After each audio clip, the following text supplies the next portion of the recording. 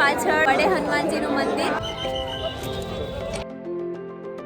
Hello family, Har Har Mahadev. સો મિત્રો, હું આવી ગઈ છું મહાકુંભમાં, જે 144 વર્ષ પછી આવ્યો છે. તો એમાં હું તો આવવાની જ હતી. ઓકે, તો હું નીકળી છું અમદાવાદથી 7 તારીખે રાત્રે 9 વાગ્યાની, અને આજે છે 10 તારીખ, વાગ્યા છે સવારના 4, અને હું હજી સંગમથી 2 કિલોમીટર દૂર છું. કેમ કે વચ્ચે ટ્રાવેલ્સવાળાએ અમને 40 કિલોમીટર દૂર ઉતારી દીધા, પછી બ્લા બ્લા બ્લા બહુ બધું હતું. હજી અહીંયાથી 2 કિલોમીટર દૂર જવાનું છે. જુઓ, અહીંયાથી બધા ચાલતા જઈ રહ્યા છે. તો આગળની ડિટેલ માટે તમે લોકો બ્લોગમાં જોડાયેલા રહેજો. અમદાવાદથી મને અહીંયા સુધી પહોંચવામાં ઓલમોસ્ટ 54 કલાક લાગી ગયા છે. આજે 10 કરોડ કરતાં પણ વધારે પબ્લિક છે, તો એટલું બધું ટ્રાફિક હતું. ઓકે, સો બ્લોગમાં જોડાયેલા રહેજો. હા, હાય દીકુ. બધાને એવું લાગતું હતું કે મૌની અમાવસ્યા પછી ભીડ નહીં હોય, તો જોઈ લો, બતાવી દઉં બધાને. આવી ગયો છે કશ્યપ દ્વાર. બીજો દ્વાર છે નંદી દ્વાર, જે સંગમ જતા આવશે. આટલા કલાકોના વેઇટિંગ પછી ફાઇનલી આવી ગયો છે સંગમ દ્વાર. મિત્રો, આવી બધી જગ્યાનો સૌથી મોટો સ્કેમ શું હોય છે કે અહીંયા ઘણા બધા લોકો બહુ બધા ટાઈપના રુદ્રાક્ષ લઈને બેઠા હોય છે. એકમુખી, પંચમુખી અને ઉપર નાગ દોરેલો હોય એવા બધા. 100 રૂપિયા, 50 રૂપિયા, 150 રૂપિયામાં. એ રુદ્રાક્ષ નથી હોતા, એ ભદ્રાક્ષ હોય છે. કેમ કે ઓરિજિનલ રુદ્રાક્ષ આવી બધી જગ્યા પરથી ના લેવાય. એ જે સર્ટિફાઈડ દુકાન હોય, જે એના વિદ્વાન હોય, એના જાણકાર હોય, એમની પાસેથી જ લેવાય. તો આ રુદ્રાક્ષ નથી હોતા, આ ભદ્રાક્ષ હોય છે. અને જેને ખબર ના પડતી હોય એ લોકો એને રુદ્રાક્ષ સમજીને લઈ લેતા હોય છે. તો હું તમને બતાવું કે એ લોકો ભદ્રાક્ષને રુદ્રાક્ષ બનાવીને કેવી રીતે વેચે છે. તો જેમ કે આ દીદી લઈને બેઠા છે, આ બધા ભદ્રાક્ષ છે, આ બધા નકલી છે. સો ગાઈઝ, હવે હું ફાઇનલી સંગમ સ્નાન કરવા જઈ રહી છું. પહેલું તાર નથી આવું? હું આવું છું લાસ્ટમાં. ક્યારે? બધા નહીં રે પછી. એટલી બધી ઠંડી છે કે મારો ભાઈ ઠંડી જોઈને ગભરાઈ ગયો છે. મારે નથી આવવું નાવા માટે, તો સામાન સાચવીને બેઠો છે. તો હું જાઉં છું. ઓકે, આવજો. હર હર મહાદેવ, હર હર મહાદેવ.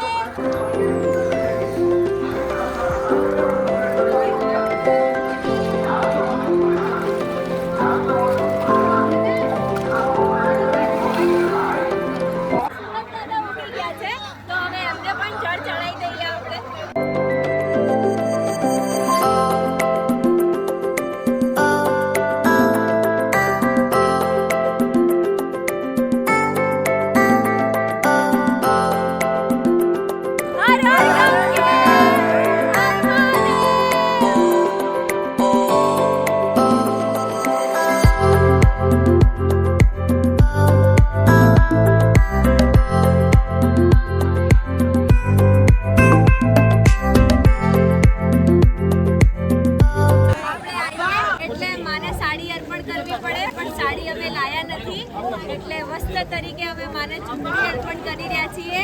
હે ગંગા, યમુના અને સરસ્વતી માં, આ વસ્ત્ર તમે સ્વીકાર કરો. મિત્રો, સ્નાન કરીને હું ક્યારની બહાર આવી ગઈ છું, પણ હજી સુધી મેં કપડાં નથી બદલાવ્યા. કેમ કે આપણે એવું કહેવામાં આવે છે કે પવિત્ર નદીમાંથી તમે સ્નાન કરીને બહાર નીકળો તો તમારે કપડાં નીચોવાના પણ નહીં, અને તમારા ભીના કપડાં હોય એને તમારે બદલાવાના પણ નહીં. તો હું ક્યારની આમથી આમ આંટા મારું છું. તો મારા કપડાં હમણાં 70% જેટલા સુકાઈ ગયા છે. બાકીના સુકાઈ જશે ત્યારે હું મારા કપડાં ચેન્જ કરી દઈશ. એટલે મેં કપડાં મારા નીચોયા પણ નથી કે મારા કપડાં મેં બદલ્યા પણ નથી. સ્નાન કરીને જે છું એ આવીને આવી છું. તો મિત્રો, મેં કપડાં બદલાવી નાખ્યા છે અને મહાદેવનું ત્રિપુંડ કરી દીધું છે. ગળામાં રુદ્રાક્ષ છે, ગંગાજીનો કિનારો છે અને ભગવો કલર છે. એવું નથી કે અહીંયા આવી છું એટલે ભગવો કલર પહેર્યો છે, પણ હું જ્યાં પણ જાઉં ત્યાં હું કેસરી અને પીળો કલર જ પ્રિફર કરું છું. કેમ કે મને બહુ ગમે છે. અને અમુક લોકો એવું કહેતા હતા કે છોકરીઓને કપડાં બદલવા માટેની વ્યવસ્થા નથી. તો આ જુઓ તમે, અહીંયા કપડાં બદલવા માટે છોકરીઓને બનાવેલું છે. તો તમે ચિંતા ના કરો. અને મેં મારી આખી ટીમને ત્રિપુંડ કરી આપ્યું છે. હું બધાને મળાવું તમને. ઓકે, ચલો. અહીંયા ધ્યાન. હર હર મહાદેવ, હર હર મહાદેવ, હર હર મહાદેવ, હર હર મહાદેવ, હર હર મહાદેવ, હર હર મહાદેવ. આ એક અખાડો અમને મળ્યો છે. બાકી બધા ગંગાજીના પેલી બાજુ હતા, એટલે અમે ત્યાં ગયા નથી.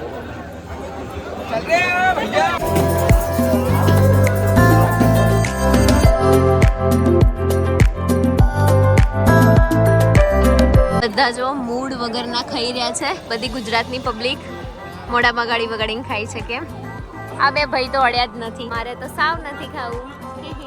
શું બોલા તા બોલા એમના માટે પિઝા આવે પિઝા. મિત્રો સંગમ સ્નાનના ગેટ નંબર 34 પરથી હવે અમે લોકો જઈ રહ્યા છીએ લેટે હનુમાનજીના મંદિરે. પણ તમને લોકોને હું એક વસ્તુ રિકમેન્ડ કરીશ કે ઘરેથી બને એટલું મેક્સિમમ જમવાનું લેતા આવજો, કેમ કે આપણા ગુજરાતી લોકોને અહીંયાનું કશું જ નહીં ભાવે. જો તમે મહાકુંભ આવવાનો પ્લાન કરી રહ્યા છો તો પોતાના એક્સપિરિયન્સ પરથી કહી રહી છું. મિત્રો આ છે અમારી પાછળ લેટે હનુમાનજી એટલે કે બડે હનુમાનજીનું મંદિર. પણ મંદિર સાંજે 5 વાગે ખુલશે એટલે અમને લોકોને અંદર જવા દેવામાં નથી આવી રહ્યા. તો અમે લોકો બહારથી જ દર્શન કરીને પાછા જઈશું. તમને લોકોને દર્શન ના કરાવી શકીએ એની માટે રિયલી સોરી, પણ હવે વાસુકી ભગવાનના મંદિરે જઈશું, એને દર્શન કરાવીશ. લેટે હનુમાન મંદિરના બાજુમાં મહાદેવનું એક મંદિર છે. આ ત્યાંથી મહાકુંભનો વ્યૂ છે. જુઓ, હું તમને બધાને મસ્ત રિકમેન્ડ કરીશ કે તમે લોકો ચોક્કસથી આ મંદિરમાં આવજો.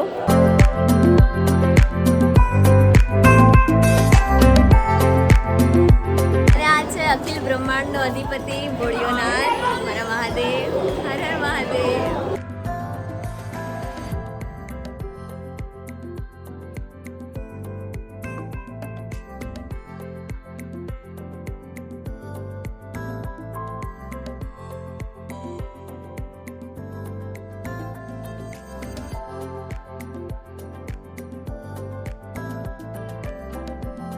હમણાં મેં તમને જે મહાદેવના મંદિરના દર્શન કરાયા ને એનો બેક વ્યૂ આ છે, જોઈ લો.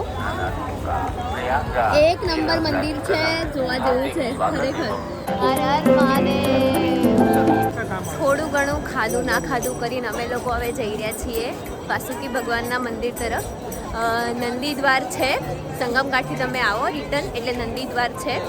એનાથી તમે લેફ્ટ મારો એટલે ત્યાંથી ઓછામાં ઓછું 2.5-3 કિલોમીટર જેવું ચાલવાનું છે. પછી વાસુકી ભગવાનનું મંદિર આવશે. એવું કહેવામાં આવે છે કે લેટે હનુમાનનું અને વાસુકી ભગવાનના જ્યાં સુધી તમે દર્શન ના કરો ત્યાં સુધી તમારી કુંભની યાત્રા અધૂરી ગણાય છે. તો અમે લોકોએ દર્શન કરવા જઈ રહ્યા છીએ. હવે જોઈએ એ મંદિર ખુલ્લું છે કે એ પણ બંધ છે. આ ભાઈને ફાટી તો ગઈ છે ને તો ડાચા પર જેવા સ્માઈલ રાખે છે ગાઈસ. એટલી ગરમી લાગી છે અને આ ભાઈને એટલી ગરમી લાગી અડધું સ્વેટર એ કાઢી નાખ્યું હતું. આ હસમુખ ભાઈ છે, નખરા કરવા જ આયા છે ખાલી અહીંયા. બાકીના બે ક્યાં? મહાદેવ. મિત્રો ફાઇનલી આટલી હદે તડકામાં ચાલ્યા પછી પ્રાચીન નાગ વાસુકીનું મંદિર આવી ગયું છે. સી હું તમને દર્શન કરાવું. આ બહારનો વ્યૂ છે. અહીંયા તમે લોકો ચોક્કસથી આવજો.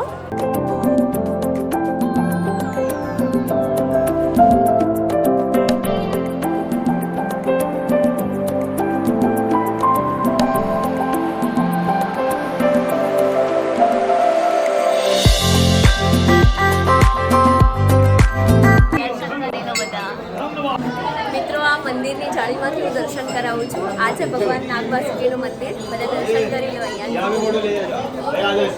અહીંયા તો બધે મહાદેવ જ મહાદેવના મંદિર છે. તો હજી એક નાગ વાસુકીના બાજુમાં ભગવાન મહાદેવનું મંદિર છે. તમને એના પણ દર્શન કરાવી દઉં. હર હર મહાદેવ, હર હર મહાદેવ.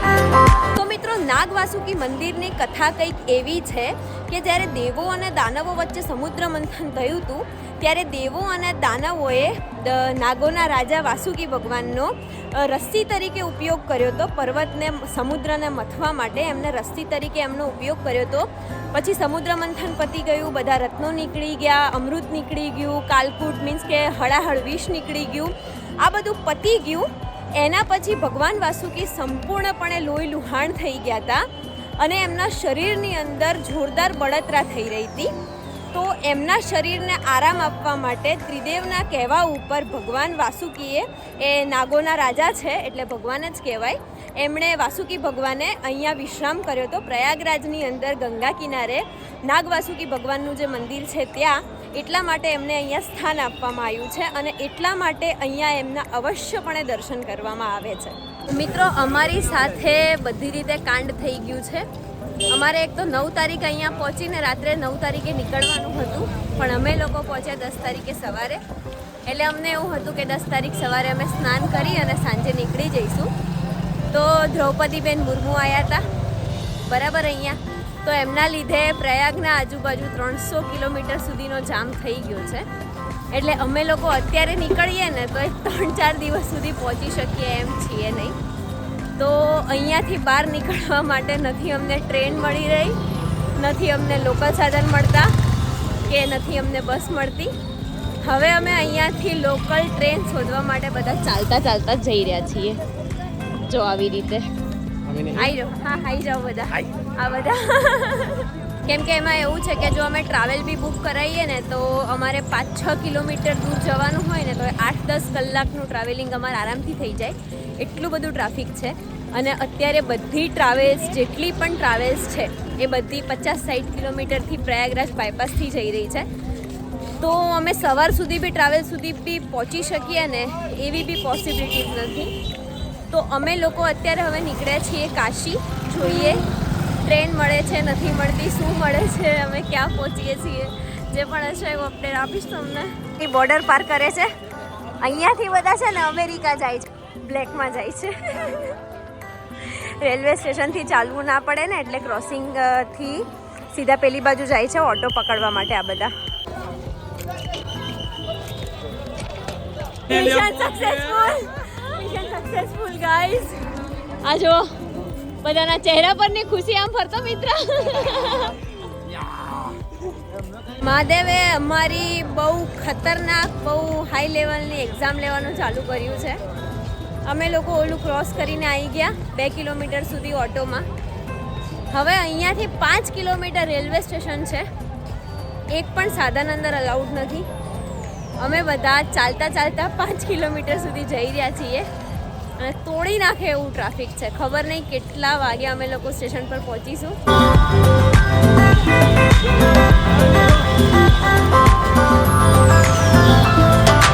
તો ગાઈસ ફાઇનલી અમે લોકો લોકલ ટ્રેનમાં મહા મહેનતે બેસી ગયા છીએ અને અમને બધાને જનરલના ડબ્બામાં થોડી સીટ મળી ગઈ છે. હવે મારામાં કેપેસિટી નથી રહી કે હું વ્લોગને કન્ટિન્યુ કરું અને હવે હું જઈ રહી છું કાશી. તો કાશીનો નેક્સ્ટ વ્લોગ હું બનાવીશ, બટ તમને બધાને મેં અહીંયાની સિચ્યુએશન બતાવી દીધી છે. તકલીફ પડશે પણ તોય મહાદેવ પર વિશ્વાસ રાખીને તમે બધા અચૂકથી આવજો અને મહાકુંભમાં ત્રિવેણી સંગમમાં સ્નાન કરવાનો તમે લોકો લાભ મેળવજો. ઓકે, હર હર મહાદેવ, હર હર ગંગે. મળીએ નેક્સ્ટ વ્લોગમાં. ટાટા.